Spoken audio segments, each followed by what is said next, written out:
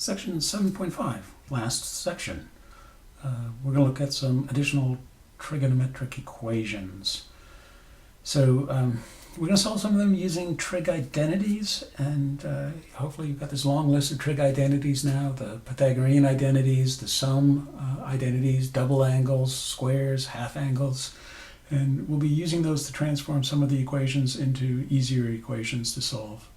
So the two classes we're going to look at is when the equation has more than one trig function type in it. It's got differing trig functions. So got three examples to look at. So this is what I mean about differing trig functions. There's a sine, but there's also a cosine. All right, so the idea here is we're going to use one of the numerous identities that we already know to eliminate one of the types and get an equation that has only one remaining type in it. So the easiest thing I think to do here, there's a possibility you could say, oh, I'm going to try to eliminate the sine, somehow write it in terms of cosine. But I think the easier one is to rewrite cosine in terms of sine. So that's the identity that we would be using. We'd be using the Pythagorean identity. So let me just copy that in, use this. All right, we're going to use this for a replacement. So what will allow us to do, well, we'll now have 1 plus sine theta equals twice 1 minus sine squared theta. Okay, so now this is just one type. Maybe I didn't want to do that. But what am I doing here? To eliminate the cosine squared. And now it's an equation with just a single type, namely sine. Now it's a quadratic, so at this point you might, it goes back to the previous section,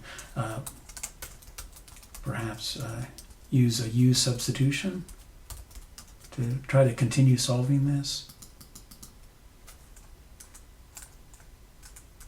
So this would be 1 plus u equals 2 times 1 minus u squared. It's a quadratic, so your goal is to get everything to one side. I guess I'll multiply out first on the right-hand side. And now bring everything to the left. I'll add the 2u. I've got u on the left, and I need to subtract 2.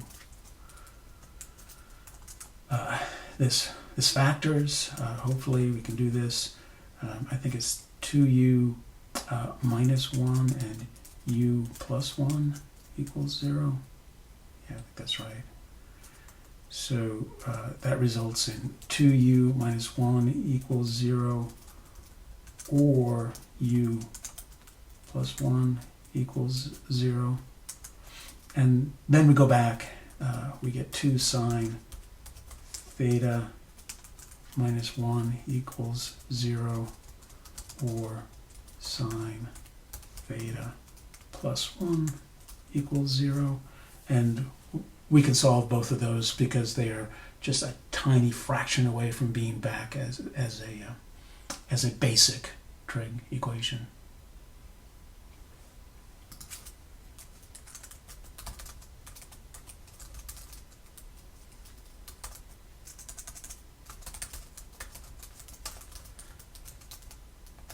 And maybe I'll do that in the PDFs, but I won't do that in the video here.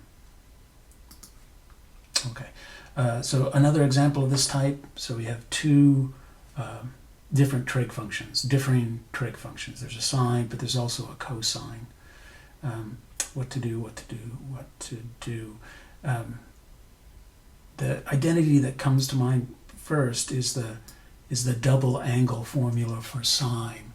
So again, you definitely want to have these right close at hand.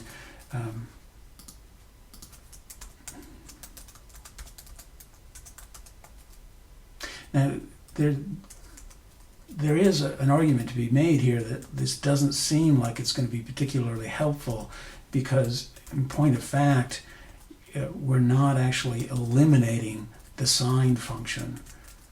And maybe that's some indication that this is a very carefully constructed problem, but it is going to work out. At the very least, we now have a trig function that has, or the trig functions have the same angle. They're both thetas, not one being theta and the other being 2 theta.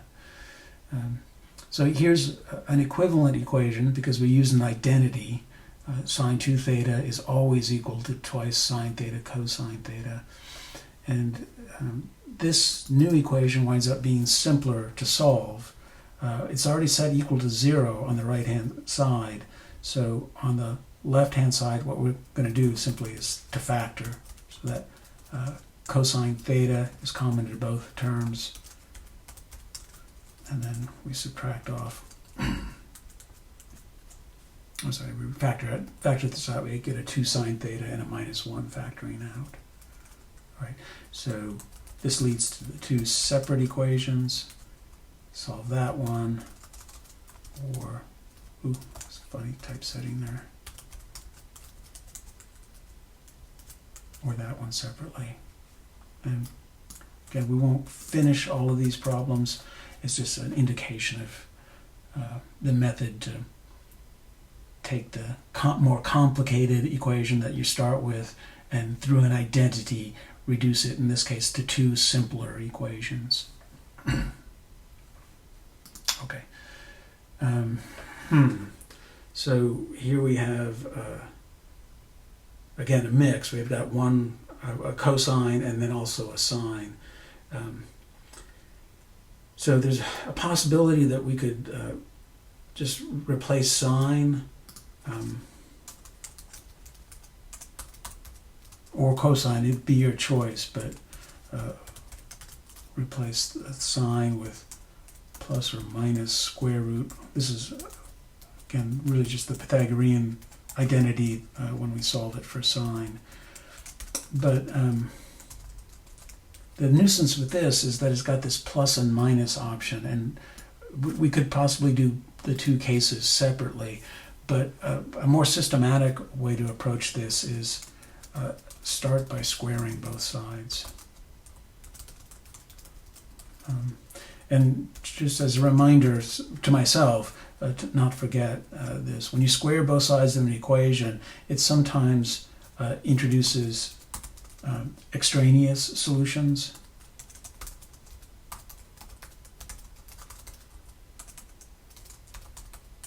So whenever you square both sides. Okay, so we'll square the left-hand side and the right-hand side. Okay, so the left-hand side becomes cosine squared theta plus 2 cosine theta plus 1. And on the right-hand side, now I'm going to replace sine squared with 1 minus cosine squared. That's the identity, right? There's no plus or minus to worry about. Okay. Maybe it would be an appropriate time for a u substitution, because now we've got a cosine theta squared and also a cosine. So I'll offer that up as a possibility. So right here. It's optional, but I do think it does simplify the algebra sometimes. Right, so as we continue, this becomes u squared plus 2u plus 1 equals 1 minus u squared. Let me put this as a clearer transition when this is taking place here. All right, hopefully I've got this right. All right, so now I'm going to try to gather up on the left-hand side. This add u squared to u, and I'm subtracting off 1 from both sides. Okay, so this is 2u times u plus 1 equals 0. So I get the 2 separate equations. 2u equals, well, let's go ahead and write them as 3 equations. 2 equals 0, which never happens, or u equals 0, or u plus 1 equals 0. Okay, so now let's go back.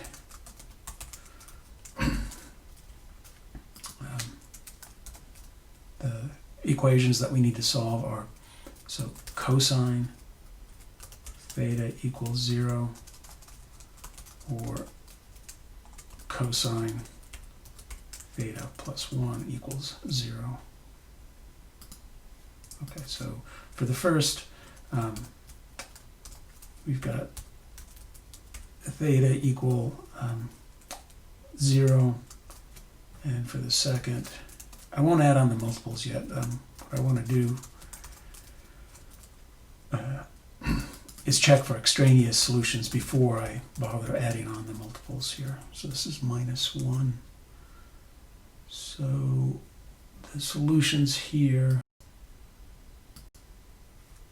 sorry, I had to push pause. I knew I was kind of screwing something up here. I was wrong about the solutions to cosine theta. So again, we're going to look just in the interval from 0 to 2 pi to start with. So the solutions to cosine theta equals 0. So this is x coordinate being equal to 0. That happens at the straight up angle, pi over 2, or the straight down angle. And if you want to work in the other interval from minus pi over 2 to, from minus pi to pi, that would be fine as well. Straight up. So here this would be 3 pi over 2. What I was trying to say there is you could also use negative pi over 2 as a straight down angle. And for the other equations, the cosine is equal to negative 1. So the x-coordinate is negative 1. That happens only at pi. Okay, so we're going to check for extraneous. These are the solutions to this squared equation, but we need to check the original equation. The original equation, remember, is cosine theta plus 1 equals sine theta. So for pi over 2, what do we get? Cosine of pi over 2 plus 1, that's 0 plus 1 equals 1, and that does equal sine of pi over 2, so that one worked. Let's try 3 pi over 2. Oops. So cosine of 3 pi over 2 plus 1, so plugging into the equation, that's 0 plus 1, but that does not equal negative 1, which is what we get when we compute the sine of 3 pi over 2. So this one is extraneous, and we have to throw it out. We got that because we squared. And then lastly, for pi, we'll check that. Cosine of pi plus 1 is minus 1 plus 1. That equals 0, and that agrees with the sine of pi. So solutions to the original equation are theta equal pi over 2 plus 2 pi k, and a theta equal, let's see which one we threw out, that one, okay, plus 2 pi k. All right, that was probably the most complicated one because of the having to check for extraneous solutions at the end. Okay, right, so we're going to use identities in another situation. This is where the equation, maybe it has only one type of trig function here, sine and sine, but the angle that's being given to the trig functions is different. In one case it's just theta, and in the other case here it's twice theta. Okay, so our goal is to get the angle appearing the same in all of the trig functions. And probably the easiest thing to do is to use the double angle formula for sine, for this particular example. So we'll use, again, this is an identity, so I'm going to copy paste it. Where is it? Where are you? Oh yeah. Oh yeah. This is the same one we used before. So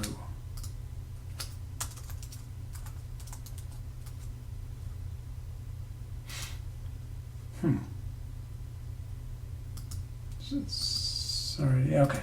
So when we do that, the new equation becomes a sine of theta plus twice sine of theta cosine of theta. I'm just wondering if this isn't, no, this is not quite the equation that we solved before. It's kind of looks kind of similar, but it's not the identical. So now all of the angles are the same. They're all thetas, but the downside is now we have two trig types.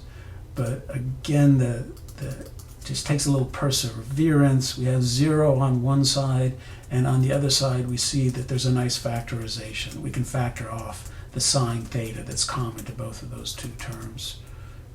And it was a simple enough factorization that we didn't need to use a u substitution here.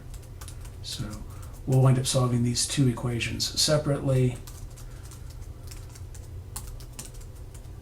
And there was no squaring here, so we don't have to check for extraneous solutions or any such thing. So don't think that you always have to do that. That only came because of the squaring.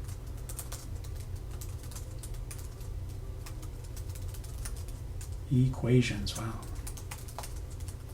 Separately. Again, I won't complete that. These are very close. This is very close to being a basic, and this already is a basic, so we should be able to solve those. Okay. Oops. Guess I want this to be set equal to 0. So once again, the problem here, well, it looks twofold. One's we're using cosines and sines, so we have two different trig functions. The other thing is that we have two different angles. In the one, we're looking at 3 theta, and the other, we're looking at 4 theta. Well, this is a fairly specialized type of equation, but I want you to be on the lookout for it. What you're actually seeing here is the right-hand side of the sum formula.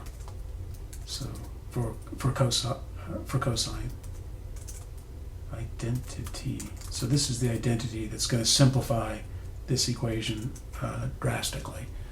I botched my copy paste there. Let me try it again.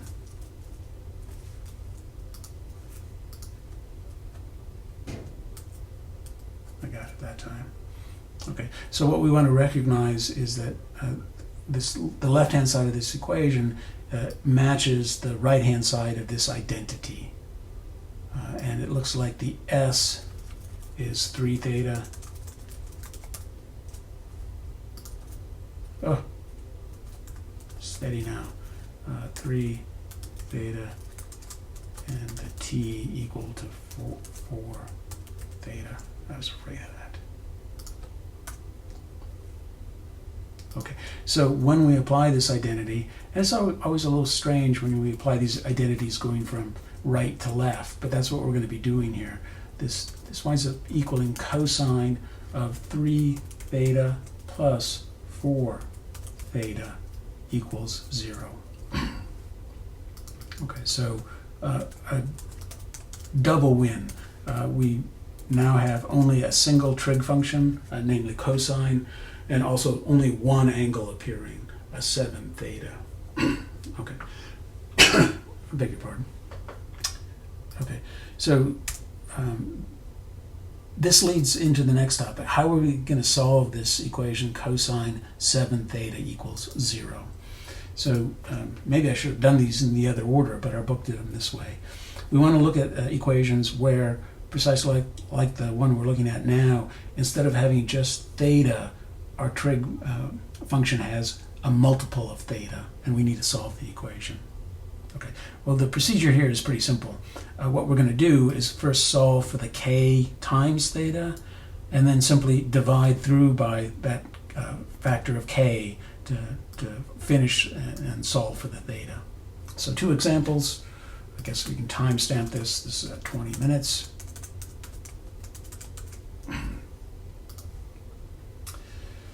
So we've got a single trig function, it's sine. The complication here is that the angle isn't theta, instead it's 3 theta. That is a multiple of theta. Okay, so, oops, one more try. The first thing to do is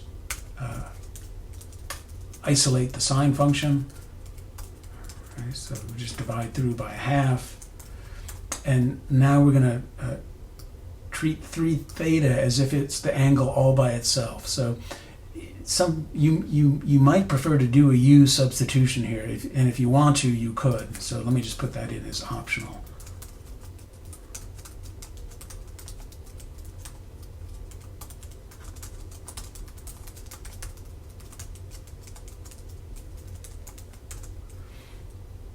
But I typically just don't do that.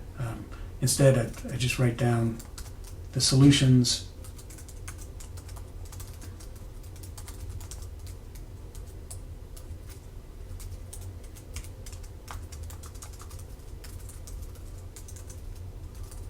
so this is the values of 3 theta. Let's see, we want the y coordinate to be 1/2, so those are the shallow angles, pi over 6, or 3 theta equal 5 pi over 6.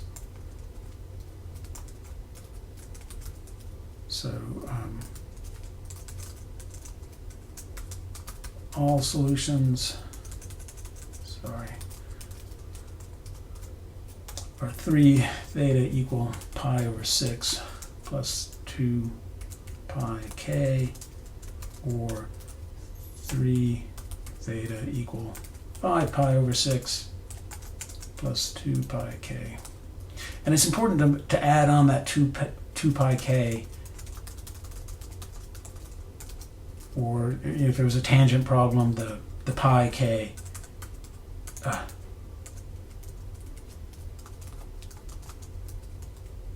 Before solving for theta.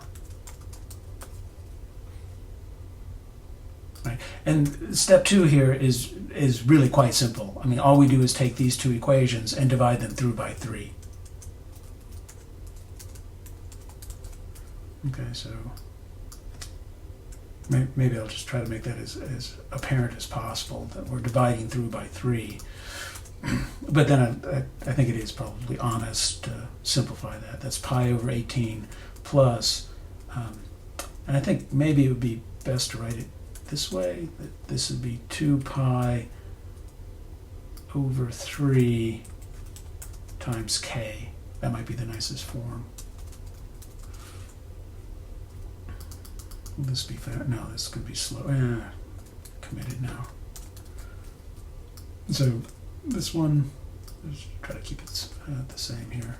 Divide that one through, and there's a copy paste maneuver here. This will be 5 pi over 18, and then plus 2 pi over 3k. Again, can't emphasize this enough. Make sure that you add on that multiple, because you don't want to add on multiples of 2 pi down here. That would give you the incorrect answer. Okay, last example. Oh my goodness. Yeah, so this is a tangent problem. And again, we want to isolate the tangent. So let's see. Oops, I thought I copy pasted that. Sorry. So add 1 to both sides, and then divide through by square root 3. So tan. So if it's not clear, this is a multiple, right? This is 1/2 times theta. Theta divided by 2 is 1/2 times theta. So it does fit this category that I'm trying to describe.